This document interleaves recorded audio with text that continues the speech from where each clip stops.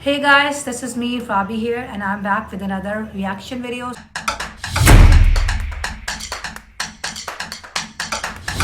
So guys, अगर channel पर new आए हो तो चैनल को जल्दी जल्दी से सब्सक्राइब कर लो, आसुरा भी गैंग को ज्वाइन कर लो। हमारा एक व्लॉगिंग चैनल है by the name Fabia Azam vlogs, just go and subscribe that as well. So guys, चलते हैं वीडियो के टाइटल की तरफ। तो वीडियो के टाइटल मैं आप लोगों को बता देती हूँ, जिनास lavish house in Mumbai, Jinnah house Malabar hills.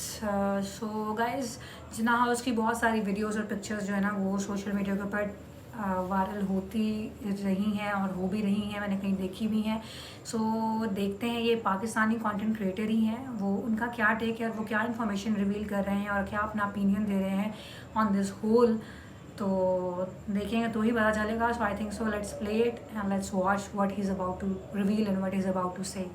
जी जना साहब की तरफ इशारा कर रहे हैं और ये तस्वीर जिस वेन्यू पर ली गई है, जिस घर में ली गई है, वो घर था जना साहब का।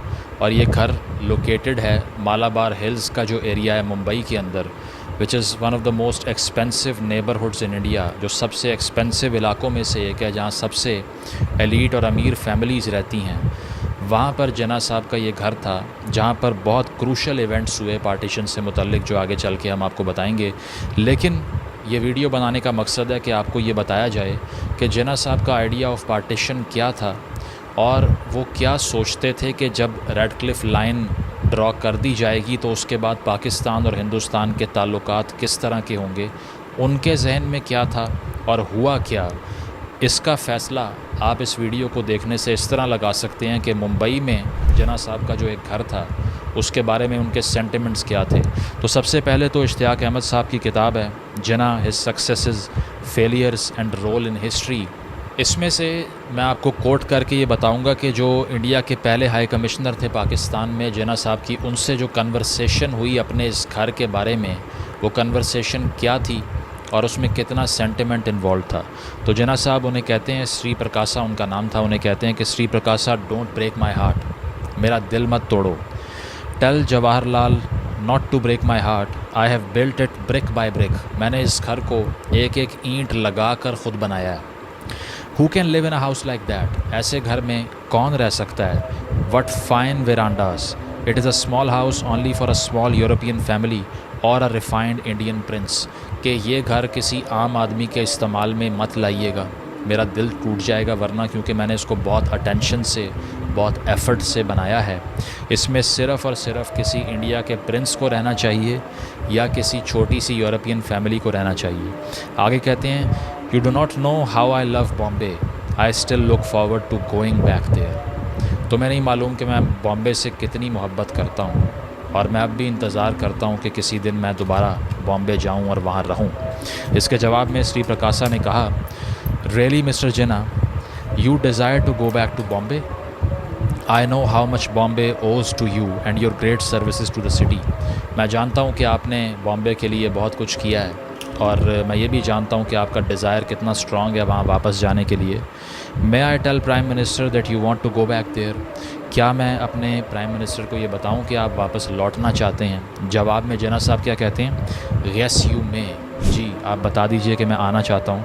Right Shri Prakasha in his memories Pakistan birth and last days. ये कन्वर्सेशन 30 जुलाई 1948 की कन्वर्सेशन है। इसमें जना साहब इंडिया के हाई कमिश्नर को ये कह रहे हैं कि मैं अपने घर वापस आना चाहता हूँ। और इसका ये मतलब नहीं कि वो परमानेंटली वहाँ शिफ्ट होना चाह रहे थे, बल्कि मतलब ये है कि उन्होंने कभी सोचा नहीं था कि मेरा घर जो बॉर्डर के उस पार रह गया, मैं दोबारा कभी उसमें जा ही नहीं पाऊँगा। इस घर की कहानी का आगाज़ करते हैं कि ये घर कैसे बना, किस किस ने इसमें कंट्रीब्यूशन की और अब इसका लीगल स्टेटस क्या है, और इससे रिलेटेड जना साहब का पार्टीशन का विज़न कितना ज़्यादा क्लियरली दिखाई देता है। तो ये घर जो कि मालाबार हिल हाउस कहा जाता है, जिसको साउथ कोर्ट भी कहते हैं, 1936 में ये रेनोवेट हुआ था। इससे पहले भी जना साहब यहीं रिहाइश पजीर थे, लेकिन 1936 में, उस वक्त तक जना साहब सबसे एक्सपेंसिव लॉयर्स में से एक थे सब कॉन्टिनेंट के। यानी कि जो उनकी फ़ीस थी, जो वो केस लड़ने की लिया करते थे, it use to be very expensive. और बहुत से लोगों को पाकिस्तान में ये कहानी बताई जाती है कि वो तो बहुत ही गुर्बत की ज़िंदगी गुजार रहे थे और बहुत ही सादा ज़िंदगी गुजार रहे थे। भाई ऐसा कुछ नहीं है, अमीर होने में भी कोई जुर्म नहीं है।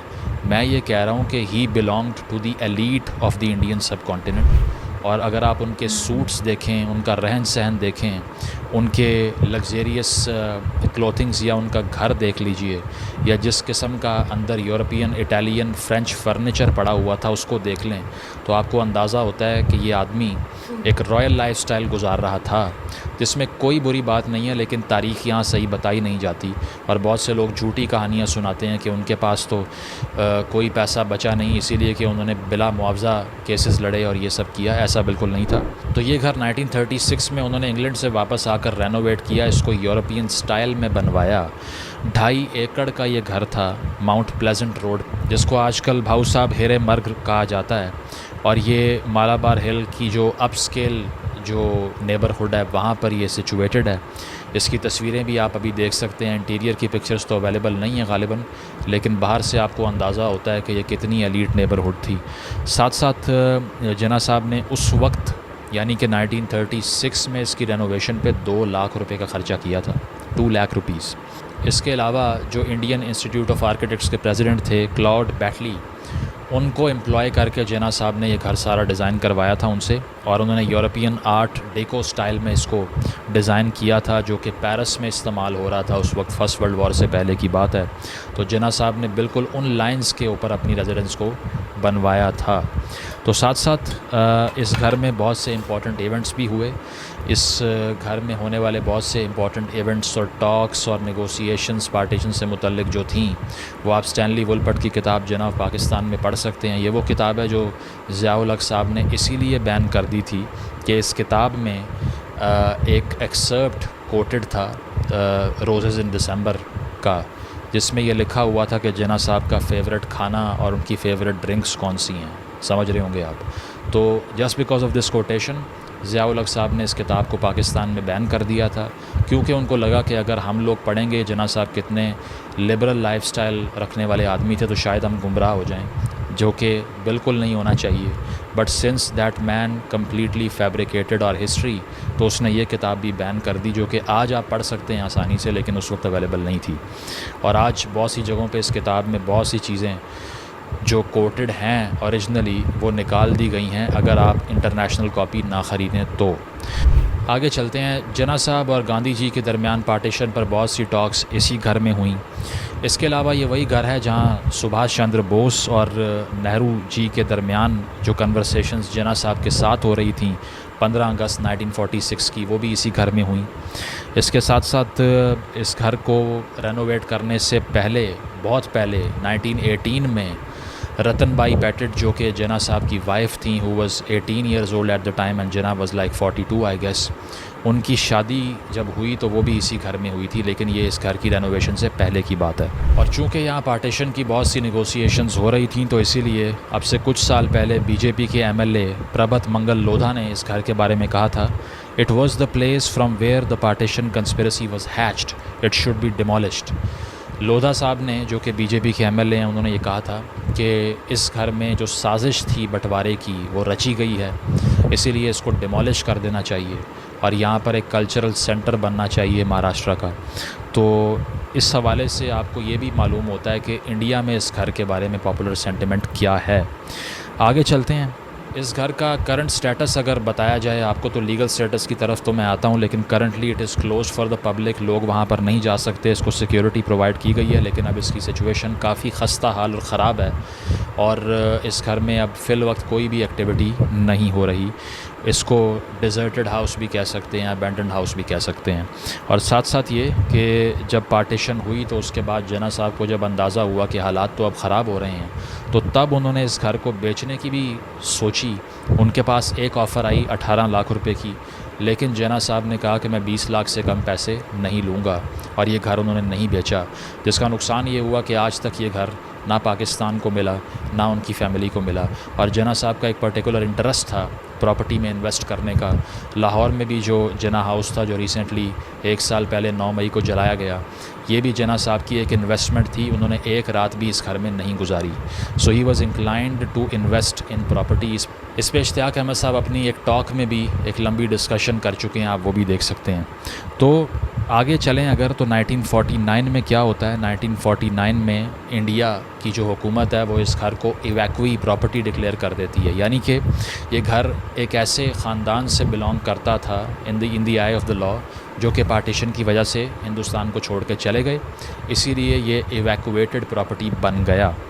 لیکن آگے چل کر اس گھر کا لیگل سٹیٹس بھی تبدیل ہوتا رہا. وہ کیوں ہوتا رہا؟ وہ اسی لیے ہوتا رہا کہ لیجسلیشن بھی چینج ہوتی رہی. اس دوران پاکستان نے بہت بار کوشش کی کہ اس گھر کو پاکستان کی جو کونسلیٹ بلڈنگ ہے اس میں کنورٹ کر دیا جائے, because Pakistan as a sentimental value attach to the house, لیکن اس کو ڈکلائن کیا گیا. مشرف صاحب نے بھی 2004 میں بہت کوشش کی کہ یہ گھر پاکستان کے کونسلیٹ کی بلڈنگ میں کنورٹ کر دے ہندوستان, لیکن ان کو پرمیشن نہیں دی گئی. وہ کیوں نہیں دی گئی اس کا میں آپ کو ابھی بتاتا ہوں. لیکن ایک آدمی, صرف ایک آدمی جو چاہ رہا تھا کہ یہ گھر جناح صاحب کو واپس مل جائے, وہ تھے جواہر لال نہرو صاحب, اور انہوں نے یہ کوشش کی کہ یہ جناح صاحب کو گفٹ کر دیا جائے یا لیز کر دیا جائے. لیکن 48 میں جناح صاحب کی ڈیتھ کے بعد لیگل کمپلیکیشنز آ گئیں اور ایسا ہو نہیں سکا. تو اگر جناح صاحب کی ڈیتھ ہو گئی تو پھر یہ گھر ہے کس کا؟ اب یہ سوال کرتے ہیں. اس سوال کا جواب یہ ہے کہ جناح صاحب نے اپنی ول جو لکھی, یعنی کہ ان کے انتقال کے بعد, ان کی ڈیتھ کے بعد ان کی پراپرٹی کس کو دی جائے گی, وہ لکھی گئی 1939 میں. 3 پیجز کی یہ ول تھی, جناح صاحب نے اپنے ہاتھ سے لکھی جب ان کی عمر 63 ایئرز آف ایج تھی. تو اس ول کے مطابق کوٹ ان کوٹ اس میں کیا لکھا ہوا تھا, ذرا یہ سنیے. اس ول کے نوابزادہ لیاقت علی خان بذات خود وٹنس تھے. اس میں وہ لکھتے ہیں, all share stocks and securities and current accounts now standing in the name of my sister Fatima Jinnah are her absolute property. I have given them all to her by way of gifts during my lifetime, and I confirm the same, and she can dispose of them in any manner she pleases as her absolute property. جو بھی property Fatima جناح کے نام پہ ہے اس پہ صرف اور صرف اس کا حق ہے, وہ اس سے نہ چھینی جائے. آگے لکھتے ہیں, I now hereby bequeath to her my house and all that land with appurtenances, outhouses, etc. situated at Mount Pleasant Road, Malabar Hill, Bombay, including all the furniture, plates, silver and motor cars in its entirety as it stands absolutely, and she can dispose of it in any manner she pleases by will, deed or otherwise. تو جناح صاحب نے اپنی جو ول تھی, اپنی property تمام کی تمام فاطمہ جناح صاحبہ کے نام کر دی. انہوں نے کہا کہ اگر میری ڈیتھ ہوتی ہے تو فاطمہ جناح صرف لیگل آئر ہیں اس گھر کی, صرف وہ اس گھر کو حاصل کر سکتی ہیں, اور اس گھر میں ہر چیز جو موجود ہے وہ فاطمہ جناح کی پراپرٹی ہوگی, اور وہ جیسے بھی اس کا استعمال کرنا چاہیں اس کی ان کو پرمیشن دی جائے.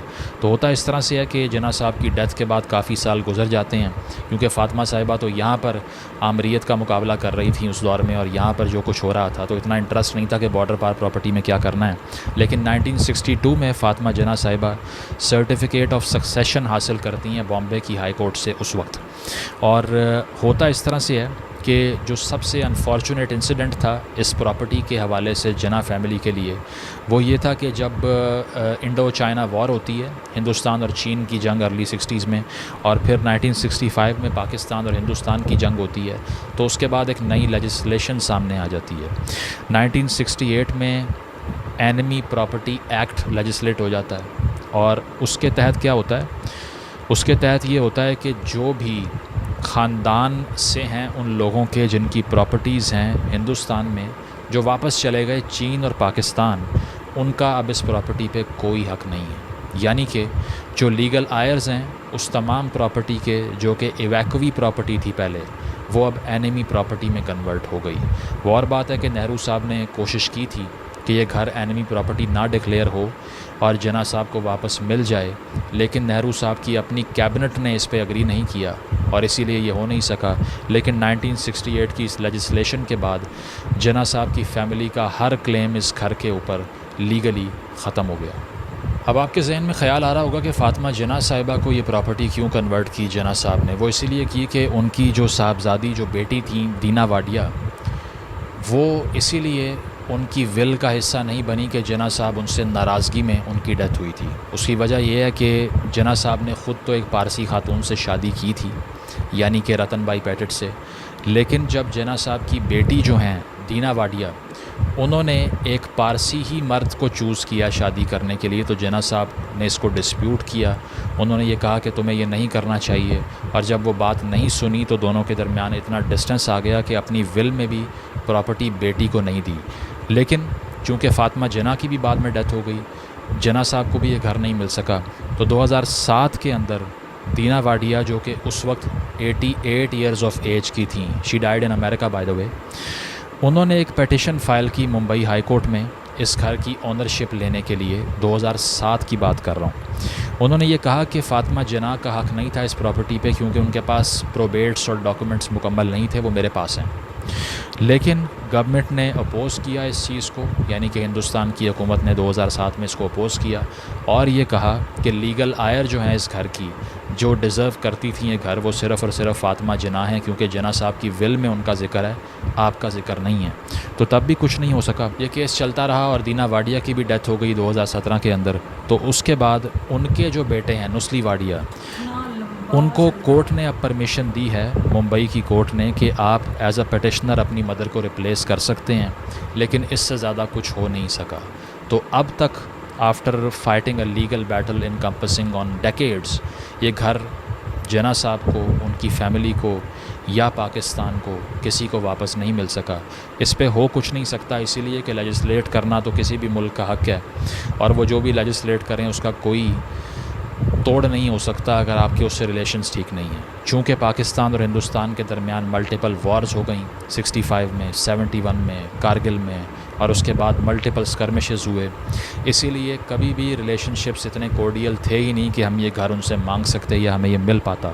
تو آخر میں ایک پوائنٹ یہ ہے کہ آپ یہ سوچئے کہ ایک ملک جو ایک آدمی نے بنایا، اس کا اس ملک کے بارے میں کنسیپشن یہ ہے کہ میں گرمیوں کی چھٹیاں اس گھر میں جا کے گزارا کروں گا. اس کا مطلب یہ ہے کہ انہوں نے کبھی سوچا نہیں تھا کہ یہ اتنا ہارڈ بارڈر بن جائے گا، اتنی لڑائیاں اور اتنی جنگیں ہوں گی. کیونکہ جناح صاحب کا جو کنسیپشن تھا پاکستان اور ہندوستان کے ریلیشنز کے بارے میں، وہ بہت ہی پازیٹیو تھا. وہ یہ سوچتے تھے کہ یہ جنگیں وغیرہ اور یہ سب لڑنے کی ضرورت نہیں ہے، کیونکہ ہمارا جو مسئلہ تھا وہ تو اب ختم ہو چکا ہے، اسی لیے ہمیں اس پہ لڑنے کی ضرورت ہے ہی نہیں. جناح صاحب نے ایک انٹرویو دیا تھا جنرل عظمے کے ساتھ، جو کہ وائسرائے اسٹاف کے چیف تھے، اور یہ انٹرویو کوٹ کیا گیا ہے اکبر ایس احمد کی کتاب میں، جس کتاب کا نام ہے جناح پاکستان اینڈ اسلامک آئیڈینٹی. اس سے آپ اندازہ لگائیے گا کہ جناح صاحب کا پارٹیشن کا ویژن کتنا سافٹ ہے، اور آج ہم ہندوستان کے بارے میں کیا سوچتے ہیں. تو اس کتاب میں جناح صاحب کہتے ہیں، Mr. Jinnah said with the greatest earnestness that once partition had been decided upon, everyone would know exactly where they were, all troubles would cease, and they would live happily ever after. جناح صاحب نے clearly کہا کہ partition کی ہی لڑائی ہے، بٹوارے کی لڑائی ہے، زمین کی لڑائی ہے. ایک بار لڑائی ختم ہوئی تو تمام برے تعلقات ختم ہو جائیں گے، اور ہمیشہ کی ایک خوشی کی زندگی شروع ہو جائے گی، اور ایک بڑا پازیٹیو اور اچھا تعلق قائم ہو جائے گا پاکستان اور بھارت کے درمیان. آگے کہتے ہیں، He quoted me the case of two brothers who hated each other like poison as a result of the portions allotted to them under their father's will. اب یہ بہت انٹرسٹنگ مثال ہے. وہ کوٹ کرتے ہیں اس کتاب میں کہ جنرل عظمے کو انہوں نے بتایا کہ ہندوستان اور پاکستان کا مسئلہ دو بھائیوں کی طرح تھا، جو کہ اوپر اور نیچے ایک گھر کے مختلف پورشنز میں رہ رہے تھے، اور ان دونوں کو اپنا اپنا پورشن ول کے مطابق، ان کے والد کی ول کے مطابق الاٹ کیا گیا تھا. اب والد یہاں کس کو کہہ رہے ہیں؟ برٹش گورنمنٹ کو. ایک پورشن پاکستان کا، ایک پورشن ہندوستان کا. تو جناح صاحب یہ کہہ رہے ہیں کہ میرے پاس جو کیس آیا پارٹیشن کا، ایز اے لائر میں نے اس کو ایسے دیکھا کہ ایک گھر ہے جس کے دو پورشن ہیں، اور وہ دو پورشن برٹش گورنمنٹ نے دیے ہیں، اور لڑائی اسی لیے ہو رہی ہے کہ یہ پورشن میرا نہیں ہے، یہ تمہارا نہیں ہے. ٹھیک ہے. آگے کہتے ہیں، finally they would bear it no longer and took the case to court. کہ اب وہ مزید لڑ کے تھک گئے تھے، اسی لیے وہ کیس عدالت میں لے گئے دونوں بھائی، یعنی کہ پاکستان اور Hindustan. 2 years later, Mr. Jinnah met his client and asked how he was getting on and how was his brother. یعنی کہ ان دو بھائیوں کا کیس جناح صاحب نے بہت ہی ڈیٹیلڈ ویڈیو تھی، بہت ہی انفارمیٹیو ویڈیو تھی، جو کہ شاید مجھے بھی اتنی انفارمیشن نہیں تھی. یہ ویڈیو دیکھنے کے بعد کافی انفارمیشن مجھے بھی ملی. اینڈ بہت اچھے کانٹینٹ کریٹر ہیں فرام پاکستان، بہت انفارمیٹیو ویڈیوز بناتے ہیں، اور بہت ٹو دا پوائنٹ اور بہت کلیئر ورڈس میں بناتے ہیں، جو کہ آپ کے لیے انڈرسٹینڈ کرنا بہت ایزی ہو جاتا ہے. सो जहाँ तक बात रह गई जिन्ना के जो घर था, कायद आज़म मोहम्मद अली जिन्ना का जो घर है इन इंडिया मुंबई, सो उसी की एक उन्होंने प्रॉपर पूरी बैकग्राउंड बताया कि वो घर कैसे उन्होंने क्रिएट किया था एंड उस घर को हासिल करने के लिए कितनी कोशिशें की गई जनरेशन टू जनरेशन, लेकिन वो किसी को भी नहीं मिल सका क्योंकि उसकी रीज़न्स बहुत क्लियर थी। जब पार्टीशन हुई तो पार्टीशन के बाद जो उनका विज़न था उसके बिल्कुल ऑपोजिट ही रिएक्शन आया इंडिया की तरफ से। तो कभी भी वो जो एक विज़न सोचा था कि पीसफुली दोनों लोग रहेंगे अक्रॉस द बॉर्डर, वो वाली चीज़ कभी भी हो ही नहीं पाई। तो दैट इज़ द रीज़न कि चीज़ें कॉम्प्लिकेटेड होती गई और फिर आपके सामने ही है कि उनकी बेटी को भी नहीं मिल सका, ना ही फ़ातिमा जिन्ना को मिल सका, ना ही उसके बाद उनकी बेटी के जो अब आगे से बेटा है उनको भी नहीं मिल पा रहा। सो थिंग इज़ कि क्योंकि चीज़ें इतनी कॉम्प्लिकेटेड हो गई थी बिटवीन बोथ द कंट्रीज़, तो वो कभी भी वो अमन और पीसफुल सिचुएशन क्रिएट हो ही नहीं पाई। जो उन्होंने सोचा था उसके बिल्कुल ऑपोजिट चीज़ें हुई। So yes, this was the history behind it. कुछ कहा नहीं जा सकता बट यही है कि जो उनका घर था ओवर देयर, सो क्योंकि उनकी डेथ हो गई थी, अगर तो वो उसी वक्त सेल कर देते उस घर को जितने भी पैसों में सेल हो रहा था, तो मेरे ख्याल से वो उनके पास आ जाती वो जितनी भी अमाउंट थी, लेकिन चूँकि वो नहीं हो पाया सो वो डिले होते होते ये है कि वो अब किसी के पास भी नहीं, और बिल्कुल अबैंडन्ड हाउस ओवर देयर, वहाँ पर किसी को जाने की परमिशन भी नहीं है। और ये भी एक बहुत बात है कि वहाँ के लोगों ने भी, मतलब कि वहाँ की जो गवर्नमेंट है उन्होंने भी अभी उस घर का कुछ भी नहीं किया, इन अ सेंस कि अगर तो वो नहीं लेजिस्लेशंस हुई और काफ़ी सारी चीज़ें जो हैं अमेंडमेंट्स हुई और काफ़ी रूल्स एंड रेगुलेशंस चेंज होते रहे, तो उसके बावजूद भी वो घर का ना तो उसको किसी को दिया गया, ना ही वहाँ पर अब तक कोई चीज़ कंस्ट्रक्ट की गई। लाइक वो तो एक तरह से उनकी टेरिटरी में आ गई ना, और इंडियन गवर्नमेंट के ही उसके अंदर आती है वो, कि उन्हीं की अब वो है। सो बात है कि वो अब उन्होंने उसको खुद भी कुछ नहीं किया, ये भी एक बहुत बात है, स्ट्रेंज सी बात है, लेकिन हो सकता है कि इसके पीछे भी कुछ रीजंस होंगी जिसकी वजह से, कुछ रूल्स होंगे जिसकी वजह से वो अभी तक उसका कुछ नहीं कर पाए। कि वो उनकी एक जंग जो कहते हैं बैटल जो थी फॉर डिकेड्स कि वो हासिल हो जाए किसी ना किसी को घर, वो नहीं हो पाया अभी तक भी, किसी को भी नहीं मिला। किसी के भी, जब तक तो कायद आज़म मोहम्मद अली जिन्ना वहाँ पर थे तब तक तो ही इंजॉयड, बट जब पार्टीशन हुई उसके बाद से वो किसी को भी नहीं मिला, ना कायद आज़म को, ना ही उनकी जो फर्स्ट फैमिली में जितनी भी उनकी बहन और उनकी बेटी, जो भी जिसने भी कोशिश की उसको वो नहीं मिला। और ना ही इंडिया की तरफ से उसको अगर नहीं दिया गया या चेंजेस आती रहीं और नहीं दिया जा रहा था, तो शायद मेरे ख्याल से कोर्ट्स के कुछ रूल्स एंड रेगुलेशन, इसीलिए उसको हिलाया नहीं गया अब तक, वो अबैंडेंड ही पड़ा हुआ है, ना ही उसको दोबारा रिवैम्प किया गया, ना ही रेनोवेट हुआ, वो जैसे था वो वैसे ही पड़ा, अब तो बिल्कुल ही खस्ता हाल हो चुका है, तो कुछ भी नहीं उसका बन पाया। ये भी रीज़न हो सकती है कि शायद वो नहीं कर पा रहे होंगे उसको कुछ, आई डोंट नो क्या एग्जैक्टली, बट कुछ तो है, और वो बिल्कुल अबैंडेंड है। अगर उस वक्त मिल जाता तो मिल जाता, अब तो खैर वो इंडिया की टेरिटरी में है, वो उनकी कंट्री है, तो उनकी कंट्री का वो प्रॉपर्टी है, तो इट डिपेंड्स कि वो क्या फ़ैसला करते हैं और किसके अकॉर्डिंग चलते हैं। बट ये एक उन्होंने बहुत हिस्टोरिकल जो है ना सारी चीज़ें बताई हैं कि किस तरह से चला, किस तरह से बनाया गया, किस तरह से आगे आगे चली गई चीज़, और अब उसकी करंट सिचुएशन क्या है। जब हम देखते हैं being a Pakistani, when we saw that, इस तरह की वीडियोज़ और क्लिप्स इंटरनेट पे काफ़ी वायरल हो रहे होते हैं, तो होता है कि काश मिल जाता। पाकिस्तानी कोशिश भी की, लेकिन ऑब्वियसली कि वो आप नहीं कर सकते क्योंकि वो उनका कंट्री है और उनकी जगह है, उनके घर वाले जो उनके फर्स्ट हैं वो तो कर सकते हैं बात कि हमें मिल जाए कुछ। Obviously country as being Pakistani जो गवर्नमेंट है वो उस तरह से कोई भी चीज़ नहीं मनवा सकती, क्योंकि एट द एंड वही होगा जो इंडियन गवर्नमेंट चाहेगी। So this was the video and this was my take on it and this was my reaction on it. आप लोग ज़रूर बताना कमेंट सेक्शन में और अपना फीडबैक देना। मिलेंगे एक और वीडियो में। अल्लाह हाफ़िज़।